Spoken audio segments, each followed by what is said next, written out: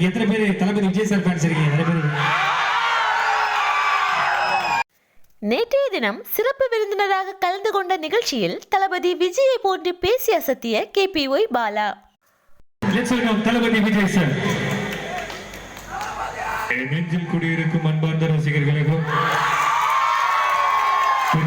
தாய்மார்களுக்கும்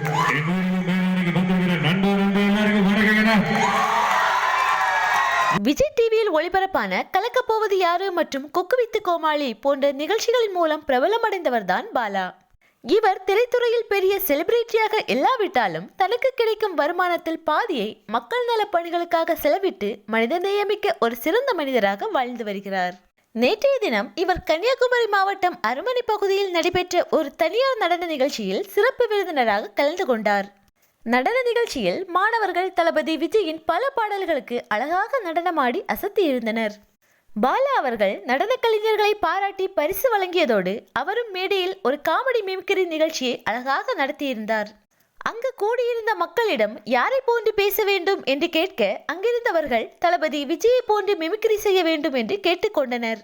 உடனே பாலா அவர்களும் என் நெஞ்சில் குடியிருக்கும் என தளபதியின் தாரக மந்திரத்தை தொடங்கி தளபதியை போன்று அழகாக பேசி அசத்தியிருந்தார்.